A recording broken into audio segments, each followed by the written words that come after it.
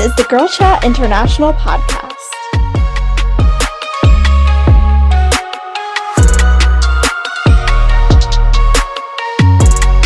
Welcome to the Girl Chat International podcast, where we talk about modern day topics and aim to cultivate a safe and empowered community across the globe.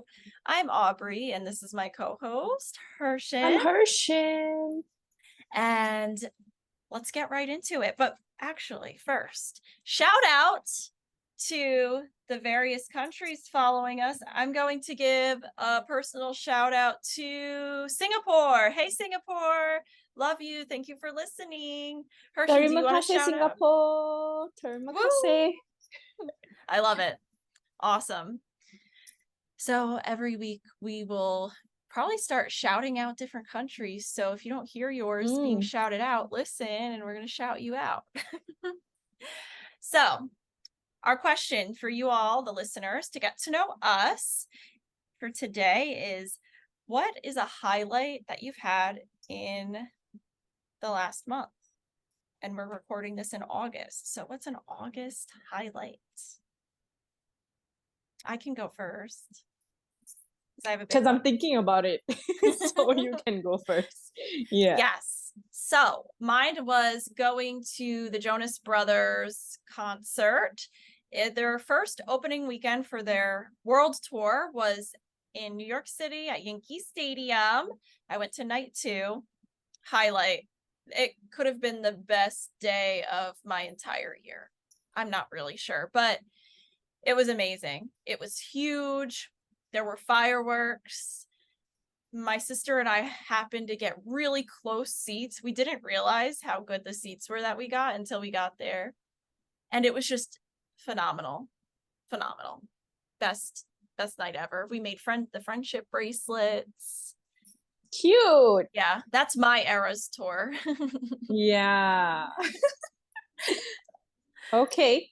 So my highlight of my month in the month of August would be watching this Bollywood film called Rocky Aur Rani Ki Prem Kahani. So I went with my best friend, and it was really so healing because this was the movie that talked about generational trauma, breaking it, how to stand up against your elders, because sometimes they can disrespect you and you need to stand up for yourself.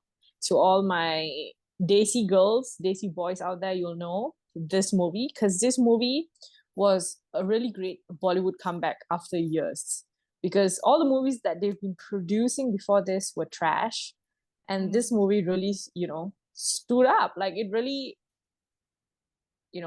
stand out. And this movie talked about body shaming, about mental health, about overcoming generational trauma, about standing up for yourself, and you give respect and you take respect.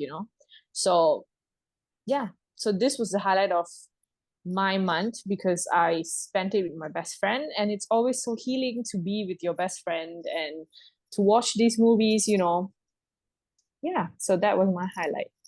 Awesome. Love to hear it. I also highly recommend everyone who's not watched this movie, please go and watch it. Awesome.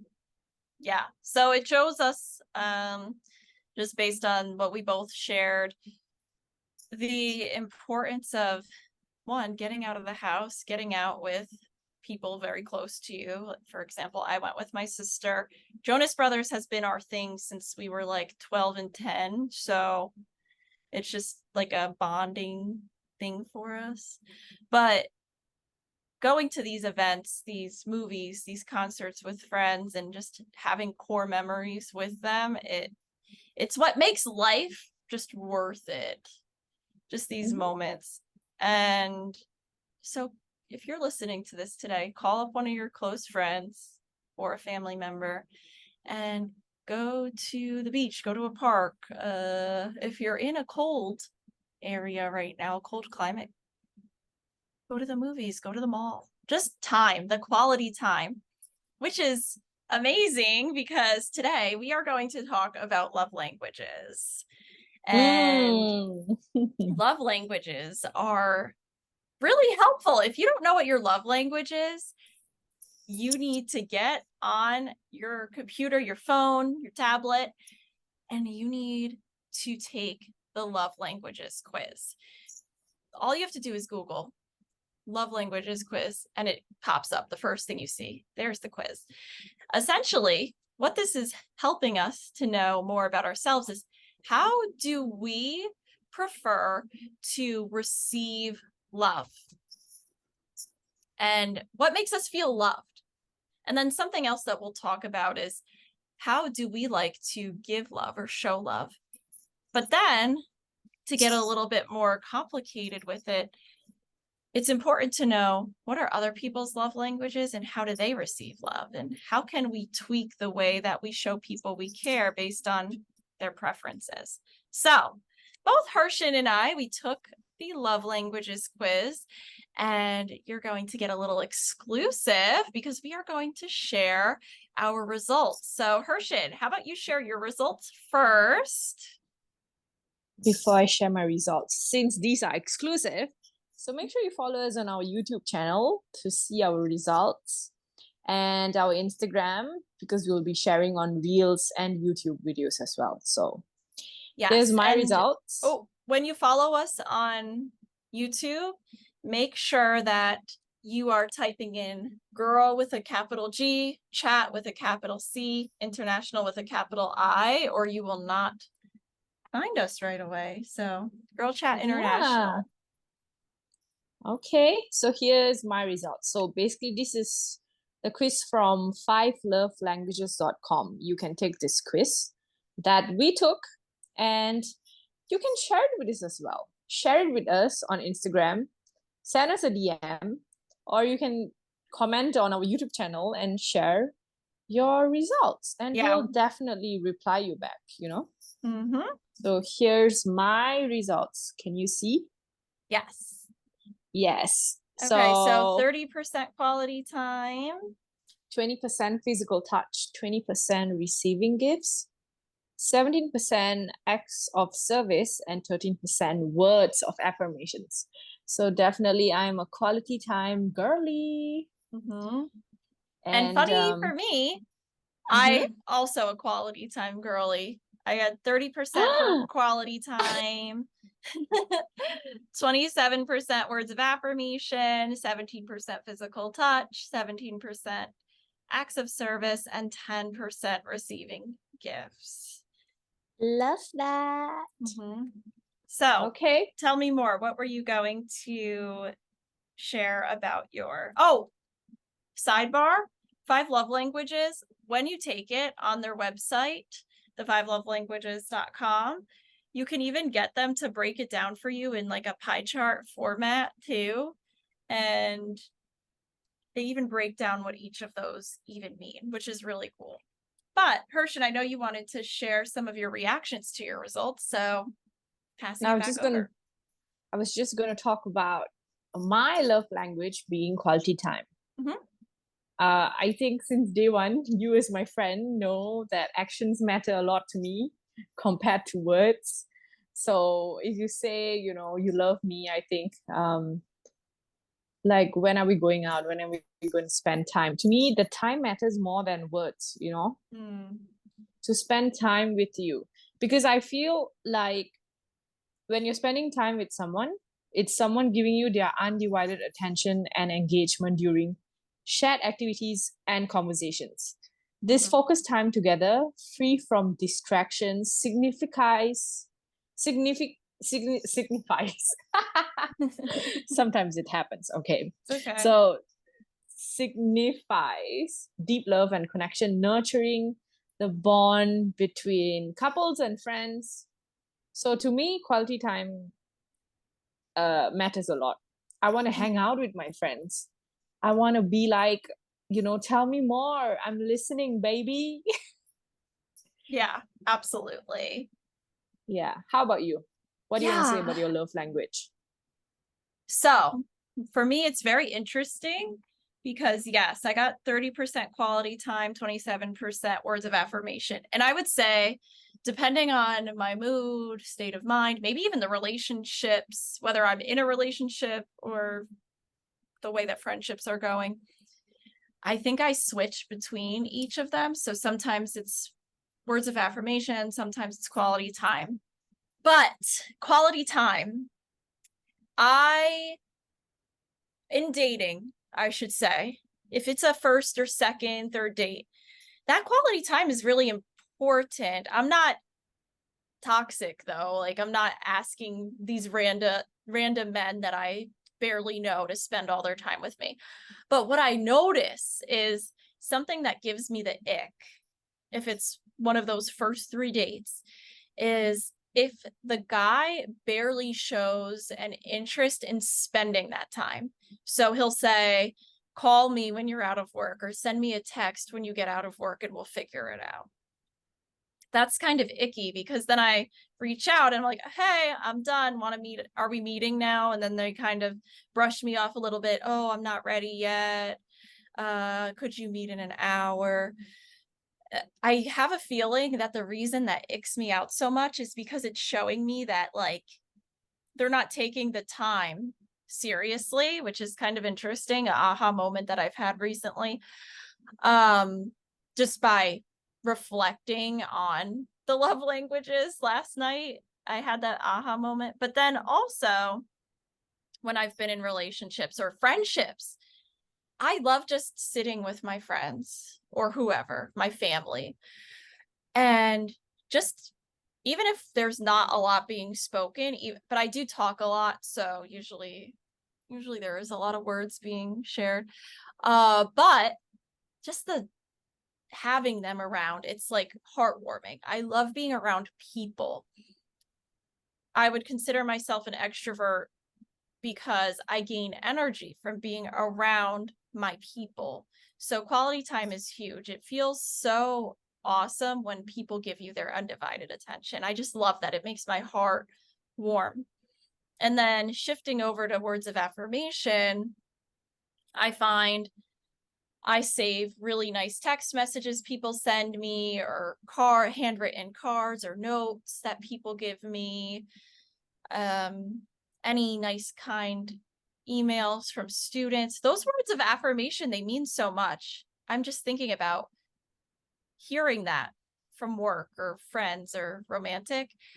It just like makes my whole day, getting those kind words, and it lights me up and it keeps me going, honestly. So it's interesting how impacted I am by words of affirmation. And if I'm in a relationship with someone, I need to know how they feel. Yeah, I think Yeah. it's important to hear I love you. Mm-hmm. I care about you. Mm-hmm. I think it's also important. I think it's very uplifting when you hear the words I'm proud of you from your friend or from your lover, because it's I'm proud of you. It just makes me feel like, wow, everything I've been working for, people acknowledge it, people see my hard work, and yeah. Mm-hmm. Agreed. I feel okay, nothing. I feel nothing.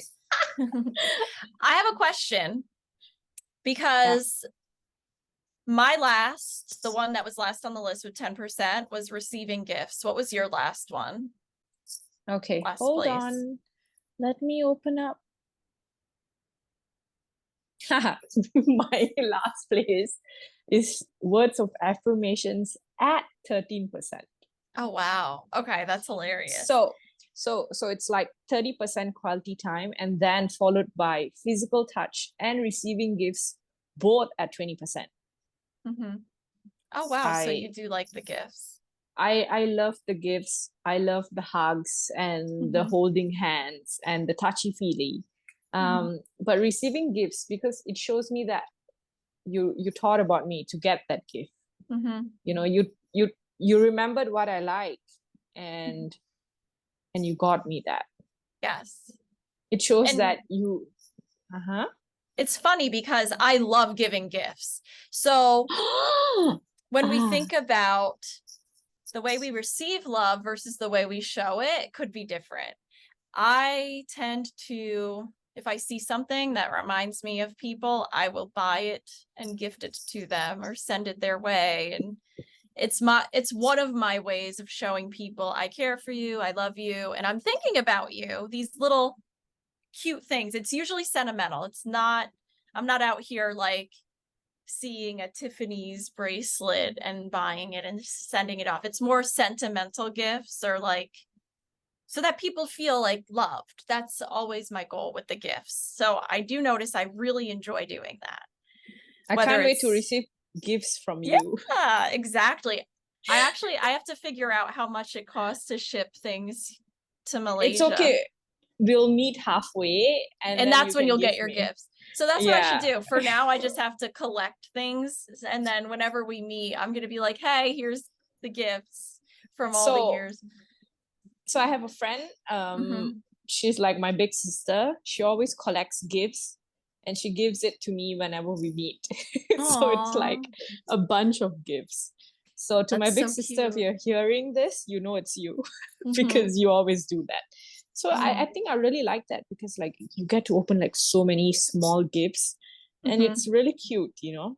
Yeah. So you can do that too. Yeah. And I can do that too. Some examples, I'll go to like, we have a store here in the US called the Hallmark store. I don't really know if that's a global store or not, but I'll walk around and I'll see cute little sentimental things. Like I have one friend who, she's a mom and she was having a rough season of her life, and so I found this little inspirational thing, and then I wrote a little card to her to try to boost her up, and it was a cute little thing she could put on her desk. Things like that. Jewelry that has meaning, I like to find in that store and send it off to people or gift it to them. And once I was dating someone and they loved a book, so I found this cute little bookmark that like summarizes the 4 key points and gave it to them. I thought that was, I think those little cute things, they go a long way, I would assume. Whereas, I don't know, okay, wait. I like giving people gold and like books. And yeah, like, I love doing that too. Whereas you give all the, the sentimental ones. But what do you call my gifts? Well, books. I like to give books too. Those are sentimental, I would say. Okay. Yeah. I also like to give gold, like gold chain or something. Oh, wow. Okay. Because I think, especially like I mean, I would love to do that when I'm financially stable. But I think I'm going to give that to my niece on her first birthday, because I think gold, you need to have it in life, and it will help you someday on your rainy days, So wait, so you do give gold, or you're waiting to give gold? Well, I bought a gold chain for my mama. So that's okay. No, I'm waiting to give gold, but I'm going to gift in September to my niece's first birthday. But from now on, when I'm financially blessed, not when I am financially blessed. So I would definitely give someone that I'm very close to gold. Yeah. Because I feel, especially to women, it can really help. You can always sell it and get the money, and gold price is always increasing. So that's so financial literacy for you right here. Get your gold and invest in it and keep it. But yeah, I hear you. No, that's actually a good point, thinking about the financial component.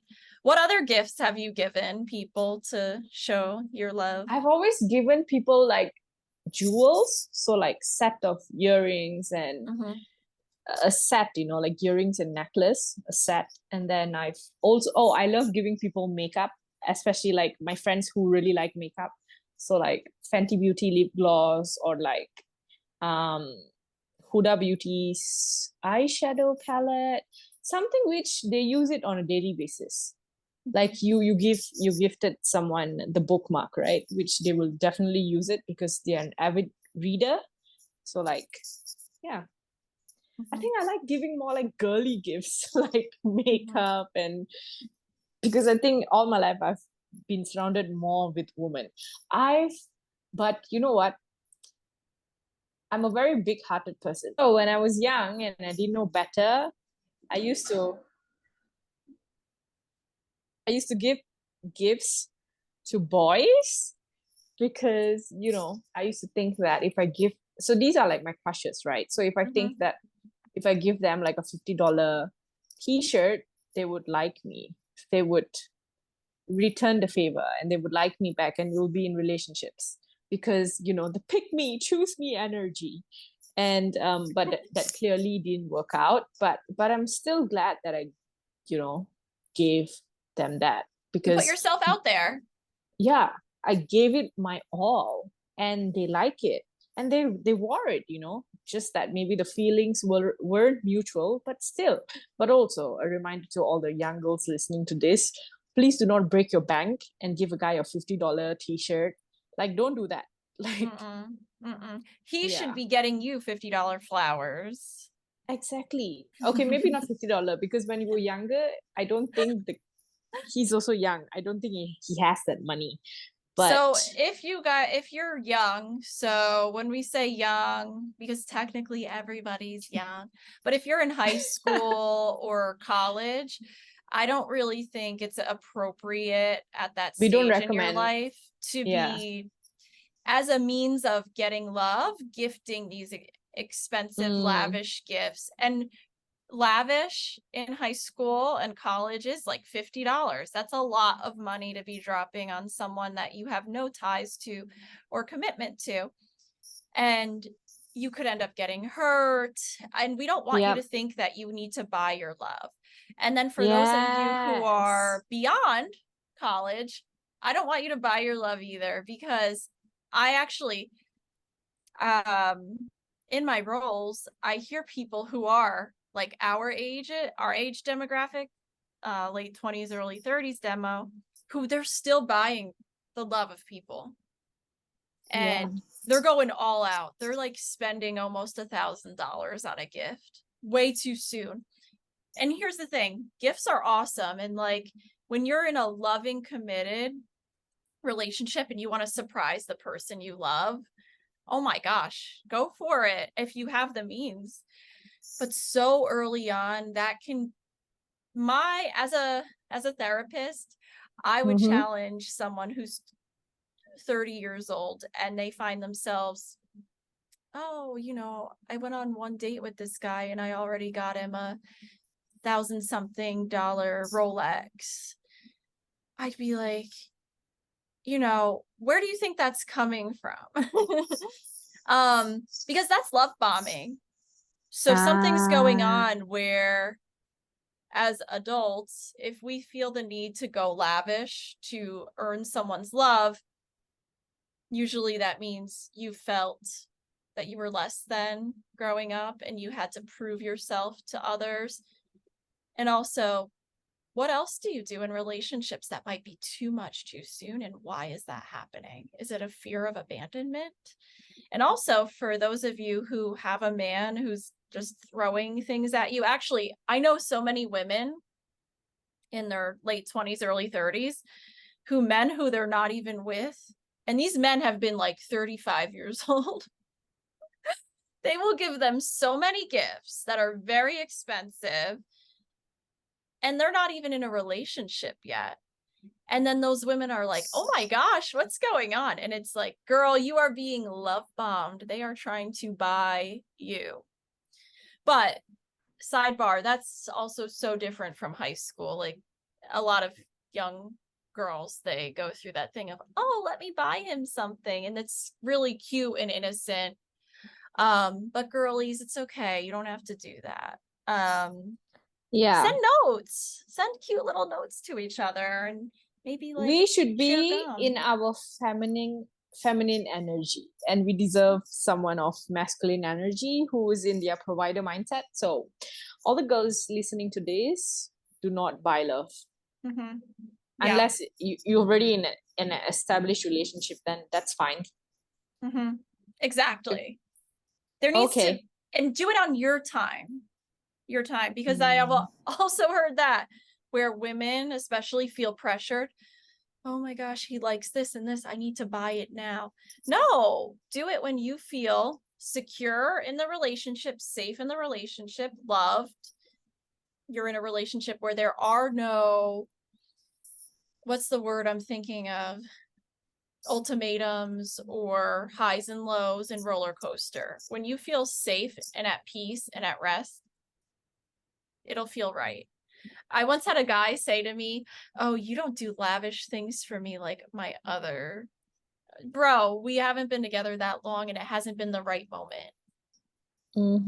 Whatever. Anyway. Don't break your bank to buy gifts for someone who will break your heart. Exactly. And I should say, I am a generous person. The person Oh, who we are got all generous here. yeah, we are generous ladies in this chat. But the guy who got mad at me because his exes would do these lavish things, he literally treated me like I was, I don't even know. One day he'd be, "Oh my gosh, I love you. You're amazing." And then the next day, he's totally like doing the negging thing. So, or distant. So it was just like this.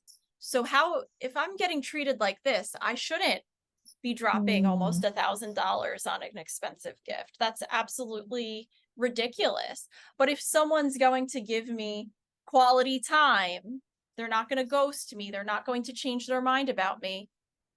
Hey, if you like that really lavish gift, I'll save up and give it to you. Like, you know, and it should be a surprise. It should be out of the kindness of our hearts, and we want to respect everybody's pace. Yeah. So, Aubrey, I have a question for you. So, how can people communicate their love languages to others? Yeah, that's an amazing question. So, a lot of times on other podcasts I've listened to too, they wonder this.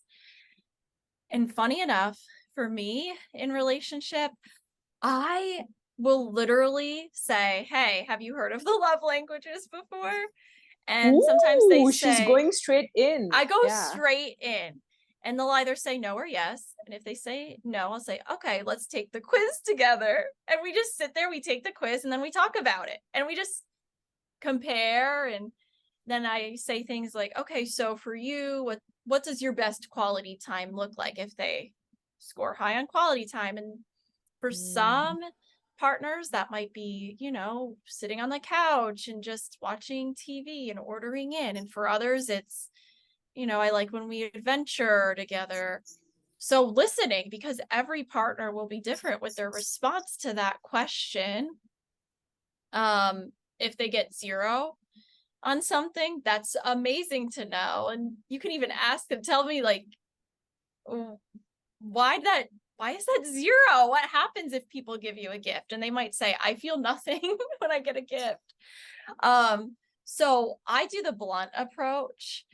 Others might feel awkward doing that, or they don't feel ready to do that. So what you can do instead is you can actually say, one of the ways I like to show love is by giving words of affirmation, like telling someone they're cute or the qualities I like about them. Is that something you like? And then hear what they have to say. And some partners might say, "No, that's so awkward." So then that tells you, okay, their love language is not words of affirmation. So you can kind of drop hints if you're not ready to just like dive in. You can ask questions such as, when was the last time that you showed someone that you were grateful for them? You don't even have to use the word love, because that's the other thing. It takes time to build love. So you can ask someone about gratefulness, and then they might share the ways that they've provided that. And you can ask someone, when was the last time that someone made you feel really good, or that they were really grateful for you and it meant something to you? Because then you're hearing little hints of, they gave me this really long hug and it just felt so warm. Or they gave me a letter, you know? So I think the key here is by communication, right? Like to know someone's love language is to communicate and be like you said, let's take the quiz together, or ask them questions that lead to knowing their love languages. And with Okay, those questions, really quick, before we provide affirmations wrap it to our up. listeners, Uh-huh. make sure those questions are open-ended. Because Mm. if you ask a close-ended question, and a close-ended question is anything that your partner, friend, family can just say yes or no to. And things get awkward. And that's a problem that a lot of humans have. They don't know how to ask open-ended questions, and then they wonder why their relationships don't go deeper. So I'm not going to ask someone, do you feel loved when you get a hug? Because then all they're going to say is, or they have the potential Yes to or just no. say yes or no. And then it's awkward. Rather, tell me of a time when you felt love. Boom. Come on, people. Let's open up those questions and we'll feel the love more. So we're going to close it out. If you like this topic, I absolutely recommend you let us know in the comments on YouTube and Instagram. Like, both of us actually had a lot more to share, but we just didn't get to it. Maybe we just do a part 2. But anyway, we'll do a part 2. But let us know in the comments what you think. And now we're going to get into affirmations.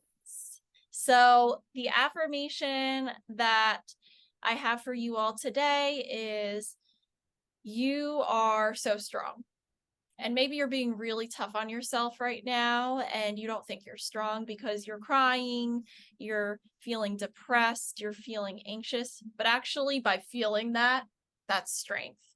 So never count out the low moments in your life. You are strong, and you've made it through this depression, this anxiety, this huge stress before, and you're going to keep making it through. So look back at times that you made it through a time that you couldn't believe you made it through as a reminder that you're going to do it. And keep going, keep feeling the feelings, because that's the strongest thing someone could ever do. So on that note, we love you. Thank you for listening, and have a good rest of your day, night, year. Evening. Bye. Bye. Thank you so much for listening to our podcast. Please make sure to follow us on Instagram at Girl Chat International. That's Girl Chat INTL on Instagram. If you want to follow some of Bertrand's content, follow Daisy Girls on a Roll, and follow Aubrey's content on truthfully.yours.blog. See you all soon on our next episode.